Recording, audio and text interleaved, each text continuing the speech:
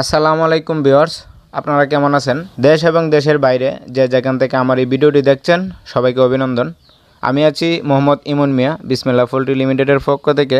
আমি আজকে আলোচনা করব দেশি মুরগি ডিম পেড়ে নিজের ডিম নিজেই খেয়ে ফেলে কেন এবং এর সমাধান কি। ভিডিওটি শুরু করার আগে আপনাদের কাছে আমার একটা রিকোয়েস্ট থাকবে, আমার এই চ্যানেলে যারা নতুন দর্শক আছেন তারা প্লিজ আমার চ্যানেলটিকে সাবস্ক্রাইব করে নোটিফিকেশন বাটনটি অন করে রাখবেন এবং অলরেডি যারা সাবস্ক্রাইব করে ফেলেছেন তাদেরকে অসংখ্য ধন্যবাদ। তাহলে চলুন আর কথা না বাড়িয়ে ভিডিওটি শুরু করি।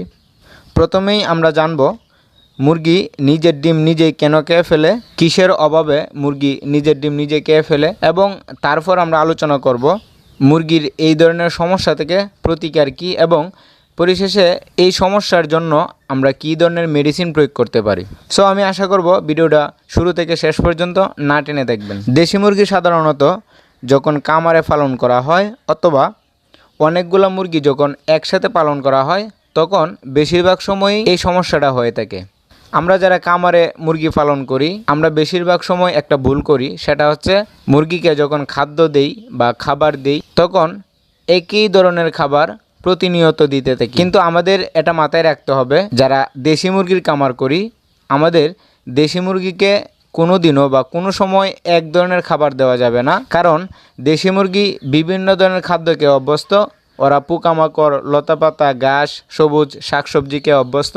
ওদেরকে ওই ধরনের বা সব ধরনের খাবারই দিতে হবে। যদি আপনি আপনার খামারে সব ধরনের খাবার দিতে না পারেন তখন আপনার খামারে এই ধরনের সমস্যা হতে পারে।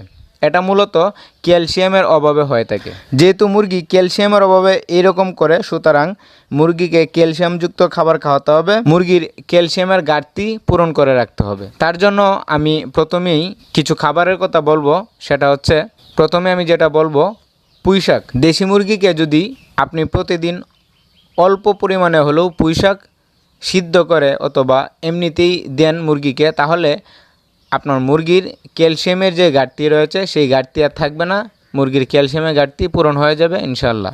এবং আপনারা চাইলে মুরগির ডিমের যে কুসা রয়েছে সেই কুসা যদি গুঁড়ো করে মুরগিকে দেন মুরগির খাদ্য হিসেবে, তাহলে মুরগির ক্যালসিয়ামের ঘাটতি পূরণ হয়ে যাবে ইনশাল্লাহ। আবার অনেক সময় দেখা যায় দেশি মুরগি যখন ছেড়ে পালন করা হয় তখন এই ধরনের সমস্যা খুবই কম হয়। কারণ হচ্ছে দেশি মুরগি যখন ছেড়ে পালন করা হয় তখন ওরা নিজেরাই বিভিন্ন ধরনের শাকসবজি, বিভিন্ন ধরনের পোকামাকড় এবং বিভিন্ন ধরনের খাবার খেয়ে থাকে, যার কারণে ওদের শরীরে কোনো ধরনের ক্যালসিয়ামের অভাব হয় না এবং এই ধরনের সমস্যা হয় না। কিন্তু আমরা যারা খামারি রয়েছি আমাদের খামারে এই ধরনের সমস্যাটা বেশিরভাগ সময় হয়ে থাকে। সো আপনারা এই রোগ যাতে না হয় সেই জন্য আগে থেকেই আপনাদের খামারে ক্যালসিয়ামযুক্ত খাবার, পুঁই শাক, ডিমের কুসা দিতে পারেন।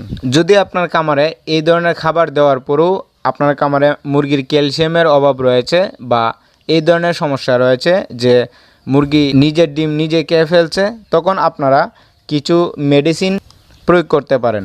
তার মধ্যে আমি যে মেডিসিনগুলোর কথা বলবো সেগুলো হচ্ছে জিঙ্ক এবং ক্যালসিয়ামের মধ্যে রয়েছে। জিঙ্কের মধ্যে আপনি জি-ফুড ব্যবহার করতে পারেন এবং ক্যালসিয়ামের মধ্যে ক্যালফ্লেক্স ব্যবহার করবেন, তাহলে ইনশাল্লাহ আপনার খামারের এই ধরনের সমস্যা প্রতিকার হবে। কিন্তু আমরা যারা খামারি রয়েছি আমরা সব সময় চাইব বা চেষ্টা করব আমাদের খামারে যাতে কোনো প্রকার মেডিসিন প্রয়োগ করা না লাগে। আমরা সব সময় চাইব মেডিসিন প্রয়োগ করার আগেই এর সমাধান বের করা, কোনো রোগ হওয়ার আগেই আমরা এর প্রতিকার করা। সেই জন্য আমি ওষুধের চেয়ে আপনাদেরকে আমি সাজেস্ট করব আপনারা ক্যালসিয়ামযুক্ত খাবার দিন, অথবা আপনাদের খামারে একই ধরনের খাবার বারবার প্রয়োগ করবেন না। আপনাদের মুরগির খাবারের মধ্যে চেঞ্জ আনতে হবে, এক এক সময় এক এক ধরনের খাবার দিতে হবে, তাহলে আপনার মুরগির ক্যালসিয়ামের কোনো ধরনের অভাব হবে না, মুরগি অসুস্থ হওয়ার কোনো সম্ভাবনা থাকবে না এবং আপনি খামার করে সফলতা অর্জন করতে পারবেন। এবং আপনি খামার করে সফলতা অর্জন করুন সেই প্রত্যাশায় আমি আমার ভিডিওটি এখানে শেষ করছি। ভিডিওটি কেমন লাগলো কমেন্ট বক্সে জানাতে ভুলবেন না।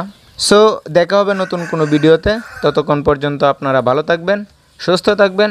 আল্লাহ হাফেজ।